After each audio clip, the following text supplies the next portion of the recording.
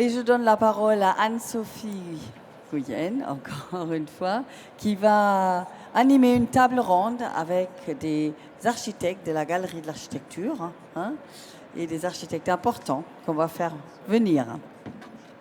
Bon, je sais que c'est l'heure de l'apéro, on va quand même essayer de vous intéresser un peu. Je vais inviter les invités de la table ronde à me rejoindre pendant que je commence à présenter. Donc, fini de faire la maîtresse de cérémonie, là on va passer à quelques réflexions en ouverture de la table ronde qui va clôturer cette session et cette journée. Donc je remercie encore une fois Nicole et Jonas de m'avoir proposé d'animer cette table ronde et de pouvoir formuler des réflexions pour ouvrir un débat qui nous semblait nécessaire. Parce que l'idée de ce moment, en fait, en conviant certains nominés du prix et en donnant aussi la parole à la jeune génération de la Galerie d'Architecture Bois et Biosourcée, est née de nos désaccords féconds sur ce qu'il serait important de valoriser pour un prix d'architecture à l'heure où un basculement de nos modes de pensée et de concevoir s'impose. Nous nous sommes donc dit qu'il fallait leur poser quelques questions sur les perspectives qu'ils entrevoient pour émerger pour l'avenir. Alors, tout d'abord, quelques réflexions à propos du prix dont on vient de parler. Si on regarde de plus près les lauréats, on a des tours, des records, des manières innovantes d'utiliser des produits de plus en plus industrialisés, des sols artificialisés où la place du vivant est souvent oubliée. En bref, on a de la performance. Et justement, pour Olivier Amand, notre performance fait une guerre à la vie. Et il s'agirait plutôt aujourd'hui de ringardiser la performance. Alors, pour continuer avec ce biologiste qui m'intéresse particulièrement et que je vous invite à lire ou à écouter si ce n'est pas déjà fait, et malgré la qualité du programme du forum chaque année et le travail commun qui est engagé et que je ne peux que féliciter, je vais me permettre de questionner les grands thèmes qui ont été choisis l'année dernière et cette année pour le forum. Stocker le carbone et cette année, stratégie climat 2050. Alors pourquoi je questionne ça ? Parce que Olivier Amand, justement, il dit que dans la question socio-écologique, c'est le climat qui domine, et même le CO2. C'est donc de la performance. On a réduit toute la complexité socio-écologique à une molécule. C'est une aberration totale. Les solutions qu'on apporte sont pour réduire la quantité de CO2 dans l'atmosphère. Par exemple, il prend l'usine de captation directe en Islande qui vient d'être construite, qui est une opération financière qui permet à d'autres entreprises d'acheter des quotas carbone pour continuer à polluer.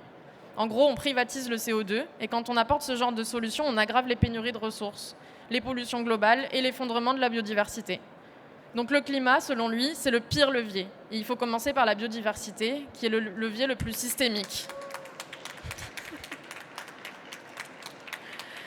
Alors certes, ce sont que des gros titres, et tout ce qui est discuté au forum va quand même bien plus en profondeur que ces simples titres, et heureusement. Mais si cette édition du Forum Bois sous la grande verrière du Grand Palais est indéniablement, pour citer Jonas, la résultante du travail de toute une génération de bâtisseurs depuis l'expo Schweitzer de 1979 à Beaubourg, on pourrait aussi se demander si cette impulsion initiale de la nouvelle construction bois en France devrait vraiment se prolonger comme elle a été imaginée il y a 40 ans. Un forum, c'est une place où se tenaient les assemblées du peuple et où on discutait des affaires publiques à Rome. Donc il me semble que c'est l'espace idéal pour parler ensemble de la grande affaire publique qui devrait nous préoccuper en premier lieu et que Philippe Descola résume en ce court paragraphe. Ce que j'appelle de mes vœux est assez simple, c'est que surgissent de véritables dynamiques intellectuelles collectives capables de penser l'organisation et la propagation de nouvelles formes collectives afin de mieux habiter la Terre et d'y accommoder avec plus de justice que dans le système capitaliste actuel les occupants humains et non humains de notre maison commune. Alors qu'est-ce que ça signifie en fait en architecture, concrètement, et quel projet commun d'architecture et peut-être un peu au-delà on devrait formuler ensemble ? En bref, comment on construit après plus 1 degré de réchauffement. Pour donner des pistes à la réflexion qui va suivre, j'ai pris les quelques questions ouvertes qui accompagnent les réflexions du jury du prix international et qui sont des questions, ma foi, essentielles. Les systèmes de construction en bois et les produits en bois transformés ont-ils été utilisés à bon escient ? Servent-ils davantage la technique ou l'expression architecturale ? Les différentes essences de bois ou les produits choisis ont-ils été testés ? Comment le vieillissement du bois a-t-il été pris en compte, etc. Donc oui, ce sont des bonnes questions, mais est-ce qu'elles sont suffisantes aujourd'hui ? Alors moi, voici, c'est pour la blague, la diapo, bien, mais voici les questions que j'aimerais qu'on voit plus souvent posées et qu'on va peut-être essayer de se poser aussi ensemble. Peut-on vraiment réfléchir à l'avenir de l'architecture bois sans questionner les questions migratoires auxquelles nous allons devoir faire face ? Sans se demander comment permettre, dans un espace de commerce mondialisé, de valoriser des ressources locales qui nous permettraient de renouer un lien au territoire habité ? Sans essayer de comprendre pourquoi, déjà aujourd'hui, il y a 3 fois plus de logements vacants que de sans-abri en Île-de-France, et pourquoi nous ne sommes pas foutus de nous organiser ? A-t-on encore le luxe de parler d'autre chose que le recours à la juste quantité, à la démontabilité, au réemploi ou encore à l'importance de la réhabilitation ? Où et quand, finalement, débattons-nous des questions de confort et de renoncement ? Combien travaillent à mettre en avant les retombées territoriales ou la valeur sociale ou la valeur poétique ? Combien de projets présentés ici ou dans les revues d'architecture ou autres trophées parlent de coopération, d'habitat partagé ou participatif ? Pourquoi ne voit-on pas plus de conférences sur l'intégration des principes de la permaculture pour concevoir en architecture ? Ou sur les questions de territoire et de sol pour réfléchir au ménagement de la biodiversité tout en permettant de se nourrir et d'habiter, puisque l'on sait l'enjeu majeur, mais particulièrement quand on parle de forêt. Et enfin, puisque dans un monde fluctuant, on a besoin de coopérateurs et pas de compétiteurs, doit-on en fait encore faire des classements et des prix ? Voilà, ça c'est les questions que je me pose en tant que jury quand je participe à ce genre de prix international. Et c'est les questions que j'aimerais qu'on débatte avec les invités que j'invite à rejoindre. Donc on a Cécilia Gross de Venhoven qui était nominée cette année, Guillaume Ramilien qui était aussi nominé cette année, Sarah Westerfeld qui est directrice générale de Bellastock, Harry Jusman de Bull Poirier Jusman et Samuel Delmas qui nous a rejoint aussi. Alors, je vous avais posé la grande question, comment on construit après 1,5 degré de réchauffement ? Est-ce que quelqu'un veut commencer à se lancer ? Bah, tu dis plus 1,5, on sait déjà tous, non, ici, que c'est foutu. Donc la question, c'est plutôt comment on construirait avec vraiment un changement de paradigme total d'un point de vue climatique, en tout cas, le climat qu'on a pu connaître et pratiquer. Et en tout cas, si on retourne la question sur celle du bois, plus spécifiquement, c'est peut-être une manière de l'élargir, parce que le bois, il est apparu, ou il a trouvé une forme d'expression quand on s'est posé des questions de climatique en architecture, mais plutôt des climatiques hivernales et de consommation énergétique. Et aujourd'hui, le système se transforme un petit peu, et on pose aussi des questions de climat, de confort d'été. Et donc je trouve que c'est une manière intéressante, parce que ça, peut-être que le bois, c'est pas sa plus grande qualité en tant que matériau, en tout cas, et donc de l'associer aussi à d'autres matériaux bio et géosourcés, peut-être plus largement, de parler de questions d'inertie, de terre crue, voilà, et donc d'élargir la question à celle d'un seul matériau unique, mais peut-être plus largement de l'ensemble de ces matériaux qui pourraient être, en tout cas, qui pourraient constituer ce vœu pieux que tu évoquais, mais de savoir construire tout en ménageant le vivant, peut-être au service du vivant, dans un respect de la biodiversité. Voilà, et ça, je pense que ça dépasse très largement la question du bois. Je vais compléter. Moi, je pense que le bois, ça nous renvoie aux ressources, finalement, qu'on n'a plus de ressources. Donc, il faut qu'on soit très vigilant par rapport aux ressources qu'on utilise. Et au-delà des vertus, on va dire, de capter le CO2, je pense qu'on a une mission tous ensemble de planter au maximum. Pas juste pour les îlots de chaleur, pas juste pour la biodiversité, pour revitaliser tous nos sols. Donc il y a vraiment ce côté des fois qu'on oublie, mais quand même de cycle très important, et de dire que planter, c'est un arbre, ça pousse, ça prend du temps, qu'on n'est plus dans le temps court, mais aussi dans le temps long, et qu'il va falloir qu'on recrée cette forêt, qu'on rétablisse tout l'équilibre de nos sols, hein, qu'on redonne la place, ce que tu disais, l'équilibre du vivant, qui est beaucoup plus large que juste l'humain. Et je pense que c'est bien quand on est dans un lieu exceptionnel comme ça, on a plein de démonstrations que le bois c'est l'avenir, que les autres matériaux c'est l'avenir, et de se poser la question des ressources qui sont très rares et comment on peut les garder, comment on peut les transformer au service de tous les vivants dans nos villes, je dirais. Peut-être, je prends la parole, peut-être pour compléter. Pour moi, il faudrait plutôt ouvrir la question, parce qu'1,5 degré, même 4 degrés, et puis on se rend compte qu'en fait, c'est plutôt un dérèglement climatique qui est important, avec des tempêtes tropicales toujours plus fortes. Donc finalement, c'est comment s'adapter à des localités qui sont différentes. Pour moi, l'architecture doit être réparatrice d'une certaine façon, réparatrice de la ville, réparatrice de l'humain, réparatrice même de la nature. Et c'est comment reconnecter l'architecture à l'homme, en fait, d'une certaine façon, je pense. Et ça pose également la question de la disponibilité de la matière. En fait, dans le processus architectural, on a pris l'habitude d'adapter la matière aux traits du projet.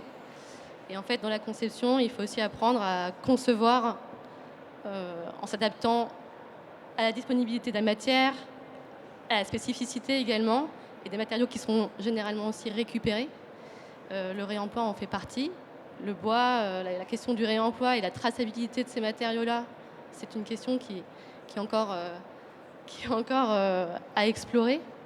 Et ça permet de repenser également tout le processus architectural. Donc la démarche est très importante. Dans cette démarche-là, ça pose la question d'avoir des temps d'études qui sont assez longs.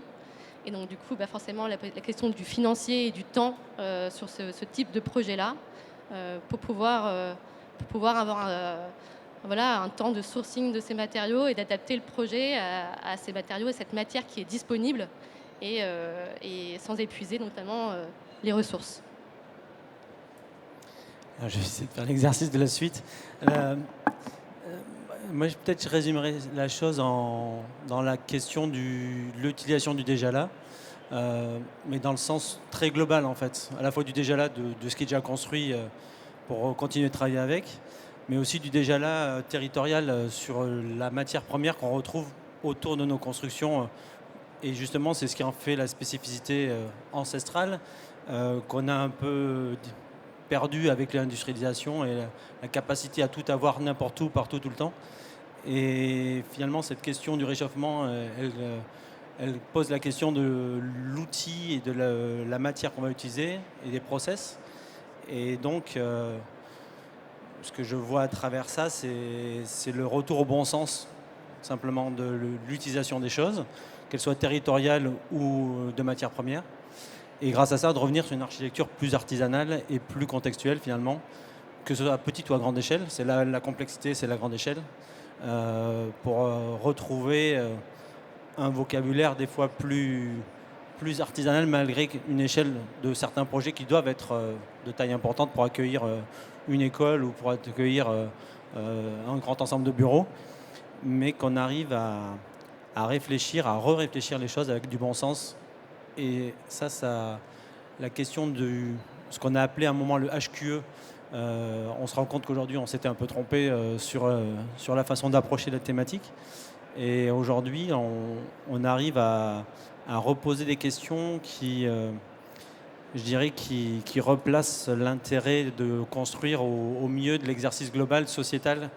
Et c'est ce qui a un peu été dit là globalement finalement, c'est comment on arrive à opérer un changement de paradigme avec notre intervention et nos propositions qui vont des fois bien au-delà de la programmation ou de la demande du client pour passer un cap au-dessus.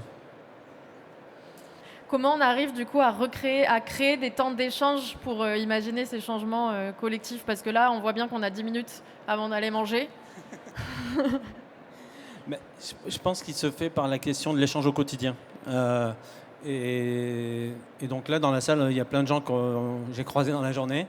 Et en fait, c'est des échanges croisés lors d'une discussion, justement d'un déjeuner, l'occasion d'un nouveau projet, d'un croisement d'une personne. Et cette année, pour moi, je me suis fait la théorie du rebond. C'est vraiment la question de rebondir sur chaque personne qu'on croise, en fait. Et c'est incroyable, comme quand on a l'envie de faire quelque chose, on croise quelqu'un, on lui parle du sujet, et le lendemain, il y a quelque chose qui arrive, et il parle de la chose à l'autre personne. Et au début, c'est juste une illusion, une utopie. On parle du sujet, on dit « Ah, mais j'aimerais bien réfléchir à ça, quand même, ça me questionne. J'aimerais poser ce sujet-là sur la pierre, et comment on construirait comme ça, ou bien sûr, comment on fait un assemblage bois sans utiliser de métal. » En parlant avec quelqu'un, le lendemain, on recroise une autre personne qui nous dit « Mais oui, c'est vrai, je connais quelqu'un qui peut-être pourrait te donner une piste de début de quelque chose. » Et du coup, cette personne-là, on l'appelle, et puis on parle 1 heure au téléphone à 23h, et il te dit « Mais tu sais, tu devrais aller voir telle personne qui, lui, se questionne à l'autre bout de la France sur le même sujet. » Et comme ça, il y a des rebonds permanents. Et Et du coup, j'invite tout le monde à rebondir.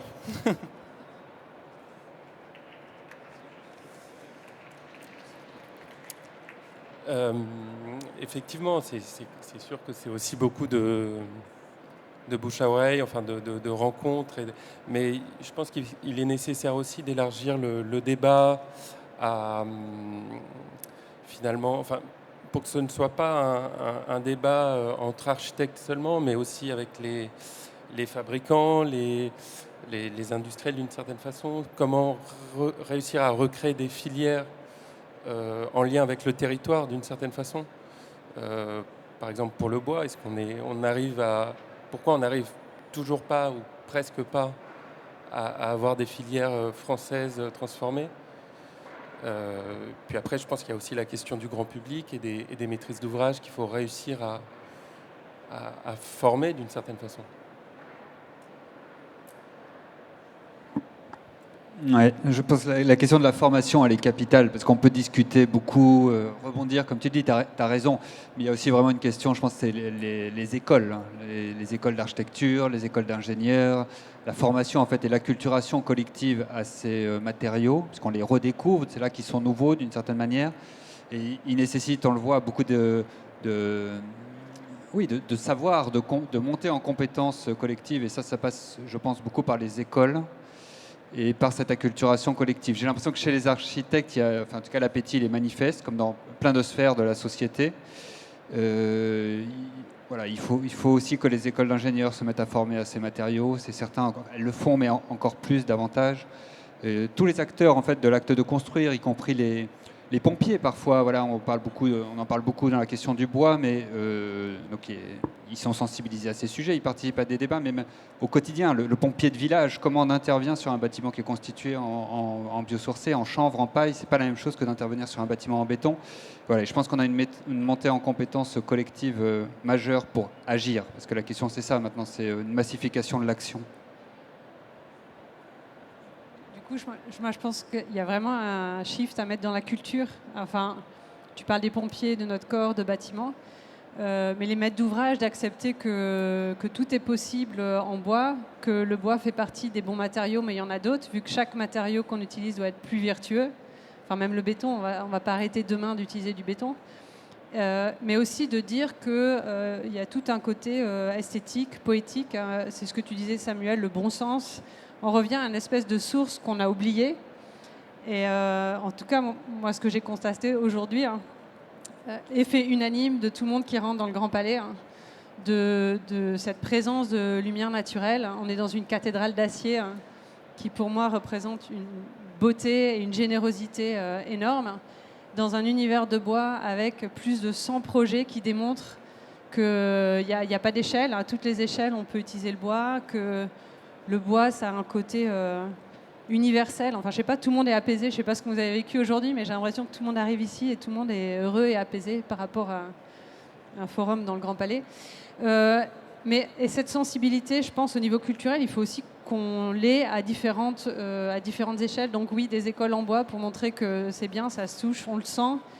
Et plus on développera ça, cette sensibilité, plus ça sera accepté et ça va nous permettre de sortir des préjugés qu'on a quand même du bois, qui sont pas tout le temps vrais. Donc il y a toute une mission qui va au-delà de l'acte de construire à créer ensemble et communiquer. Et je pense un forum comme ça fait partie aussi de cette pierre de l'édifice pour aimer le bois et l'utiliser d'une façon plus vertueuse, on va dire. Est-ce qu'il y a des questions dans la salle? Non. Alors moi j'en avais une dernière, du coup si on continue à faire des prix, en un mot, qu'est-ce qu'il faudrait valoriser selon vous? Puis essayer de trouver des mots différents. Avant de répondre à ta question, je veux bien prolonger ce qui a été évoqué précédemment sur la question de la formation. C'est vrai aux échelles de ce que tu évoquais, c'est-à-dire la maîtrise d'œuvre, les ingénieries, etc. Mais c'est aussi très vrai avec ces nouveaux matériaux qui sont mal connus des entreprises et des ouvriers, d'avoir aussi de la vraie formation professionnelle, artisanale de ceux qui construisent nos bâtiments. parce qu'on on le voit, il y a une grosse envie. Même les gens qui font du béton nous disent qu'ils ont envie de faire du bois. Mais par contre, à côté de ça, ils le font sans formation et ils envoient un gars qui travaille de la banche depuis 50 ans, depuis 20 ans, et on lui dit maintenant tu vas monter une charpente bois. Mais en fait, ce qu'évoquait une entreprise tout à l'heure, ils font ça comme ils peuvent, mais ils ont pas on leur donne pas la possibilité de le faire bien. Et donc il y a une envie très forte, et même des majors qui m'ont dit il y a quelques mois encore que dès qu'on leur disait est-ce qu'il y en a qui sont intéressés par construire en bois plutôt que construire en béton, et là tout le monde levait la main. Donc il y a vraiment une envie, parce qu'on se rend compte aussi que la pratique de ces matériaux est plus vertueuse, mais aussi pour l'environnement, certainement, je crois que tout le monde en est d'accord, mais aussi même socialement pour le gars qui est sur place et qui va fabriquer avec ça. Et c'est plus satisfaisant, c'est plus gratifiant, c'est souvent moins pénible. Et finalement, ça donne une volonté collective, mais la question de la formation, de la bonne pratique de ces matériaux pour que ce soit des bons exemples et qu'on puisse s'appuyer dessus par la suite, ça me paraît vraiment effectivement essentiel. Et pour répondre à ta question de quel est l'élément du prix, moi je dirais juste le bon sens. C'est ça que je primerai avant tout, c'est-à-dire la justesse du propos sur chaque projet. Parce qu'on voit des choses énormes. Il y a des fois du bon sens dans de très gros projets comme dans de tout petits, mais juste il faut voir s'ils sont avec du bon sens.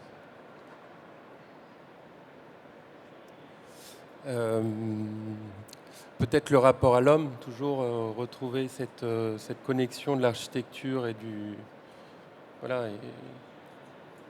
et de l'humain, quoi.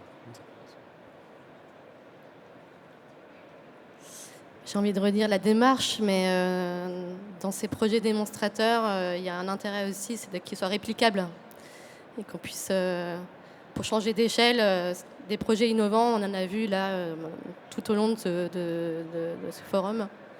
Des projets innovants, ils sont à petite échelle, et de les revoir à grande échelle, ça veut dire aller au bout et les faire regarder aussi ce qui a été expérimenté sur le projet, ça c'est important.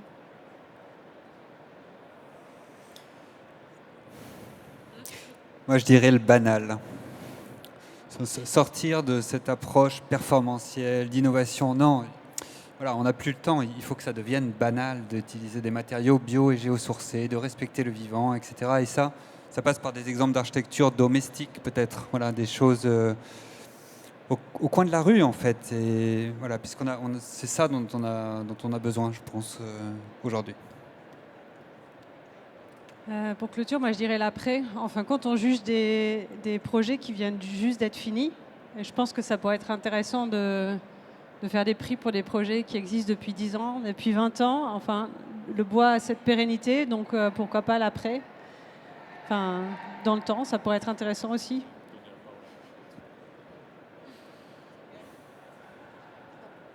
Et pour rebondir sur ton sujet, penser à la fin de vie du bâtiment. Ça, c'est important. On n'a pas de l'intégrer quand on pense le projet, sur la versabilité et la démontabilité. On va en prendre note pour l'année prochaine. Merci beaucoup. Tu voulais rajouter un truc ? Merci beaucoup pour cet échange.